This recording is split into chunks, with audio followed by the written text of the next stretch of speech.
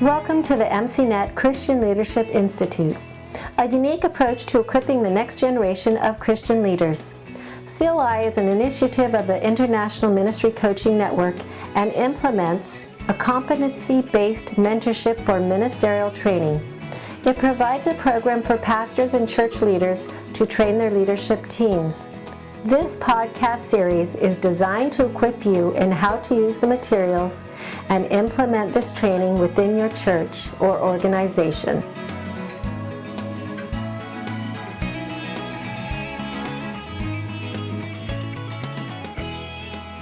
Well, welcome back again. We're now at 5.4 organizational change, which is pretty inevitable if what we've been talking about with our organizations and trying to align values and vision. Well, at some point along there, you're going to have to introduce change. And that's right. Not too many people like change. We like the idea of change. We just don't like all the pain of getting through the change.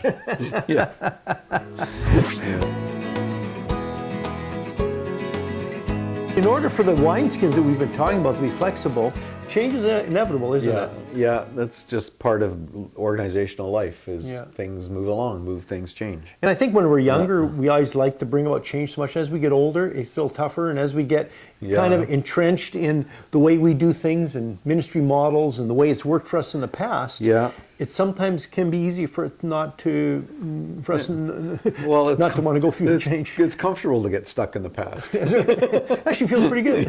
But as leaders, of course, by very definition, we're supposed to be those catalysts of change. And that's just the fact of the matter. We have to see the future of, if we continue down this path, things are not going to go well. And sometimes we see that before the people that we're serving. And that's sometimes a challenge to bring about renewal and change when other people are saying, hey, things are still going great. What do you want to change for? We're just at the high peak, and that's what the life cycle shows, right? Yeah, and in some ways, when you're at the top of the life cycle, at that life maturity place, sometimes that can be the most dangerous because it is comfortable there. Yeah, right?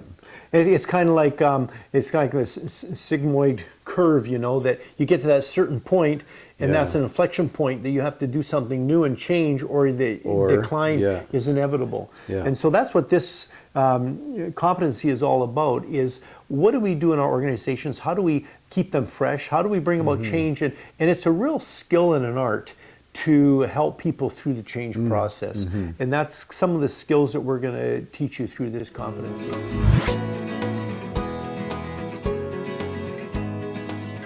And some of the assessments we have for this, again, are again based in a theoretical. Do you know the concepts? We'll ask you, how about you and your organization? Do you bring about change? Do you understand the goals, et cetera, and then also some of the practical things. As a team, do you regularly discuss change? Things like, do you realize maybe the difference between change and transition? And we'll talk a little bit about that. There's a difference between just the instant change and that psychological change, which is we call transition, to bring you about to bring you more comfortable with that change. And so those are some of the questions in the assessment, the 20 questions that we evaluate through this period. If you are interested in using this training program to develop leaders within your church or organization, click on the link in the description or go to our website, mcnetcli.org/contact. This competency mentorship is being used by both young as well as seasoned leaders. The program is currently available in English, Spanish, and Russian. By registering, you will have access to all our materials through the CLI online platform, providing you all the materials necessary to equip your leaders. Upon completion of the program, each candidate will earn an International MCNet Leadership Certificate. If you would prefer to download the materials of individual competencies, go to icmcanada.org/MCNetCLI.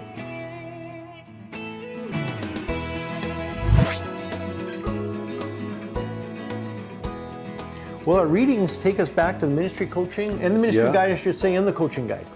Yeah. And we have a workshop that we've done years ago called Change Dynamics. Yeah, I remember that one. Yeah, it was part of our series that we did initially with Church Planners Academy. I was thinking we should have a look at it and see if it needs to change. Yeah, well, I'm sure it does. It sure does. But so there we then discuss some of those issues regarding transition and change. How do you lead people to change? How do you become a change agent? And that's, like we said, not always so easy, is it? And how to deal with people who respond to change differently. Not everybody embraces it. Some people do. Exactly. But how do you kind of navigate those waters? Right? Yeah, and the people that are resisting, like we talk about issues of how to communicate with people accurately, things that are never going to be the same.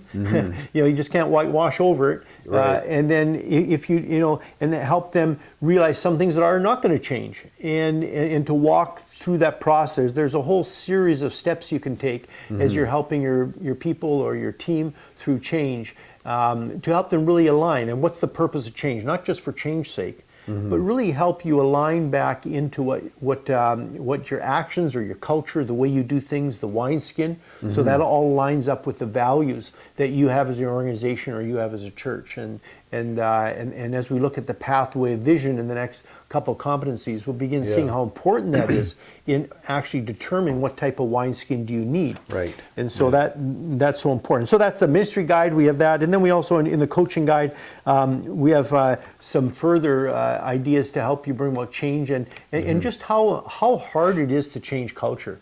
You can change the outward stuff, but man, some of that is so deep seated that the leader that doesn't fully appreciate that is in for a world of hurt. Yeah. You sometimes have to take months and years of making that transition.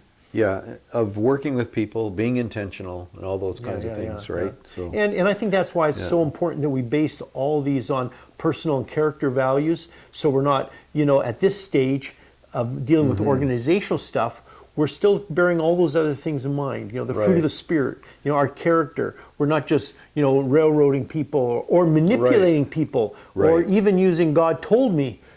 Right. As in, not that we've ever heard that, right? As in manipulation. This is what God's told me that you should be doing, and that just violates so many of our values. Yeah. And so that's why we have to have this based on certain values, or change can be very more painful than it has to be. Let's put it that way. That's for sure. So when it comes to learning activities, again, we look at 7 transition steps, and from our coaching guide, and really help people maybe develop a case study as to how they would help a church through transition if you're not a leader of a church right now. So if you're involved with this, or you're maybe using this material to help your team, this is a way you can look at transition and maybe look at a past change you made in your church and think through how that went. How that worked, Or maybe a change you're right in the middle of or need to make. And so what's been your experience? And you've helped many churches through transition in your ministry. Yeah, it also works into change, transition, change resulting in transition happens in stages, and it's recognizing those stages and learning how to celebrate the things that are going on, and not just recognize what's going on, but celebrating that. And also in the learning activities, you have that section in the coach's consultant that has talks about different stages of change and how do they overlap with the life cycle that we talked about last time, and how are they different than that. Exactly. So there's these tools that are in the learning activities that are very helpful. And in this learning activity on this particular competency at 5.4, we also look at what we call the CHIA, the Church Health and Evaluation Assessment. And this is a rather extensive assessment that has a lot of different components to it. And so we also introduce that again here. I shouldn't say introduce, but we actually revisit that again in this particular competency, and then apply that to how this impacts your group or your team in relation to the flow chart. To the flow chart, So part of it is just getting used to using these tools, how they work. And that's part of this competency, is having tools to accomplish these kinds of things. And like you say, these things are going to come up again in different contexts. Sure. Yeah. So hopefully you find this competency helpful as you study and you go through it. And hopefully you'll be joining us next time for 5.5, where we continue on organizational culture and organizational change. To learn more about this MCNet leadership training program and how you can implement it with your leaders, download the free orientation guide at mcnetcli.org.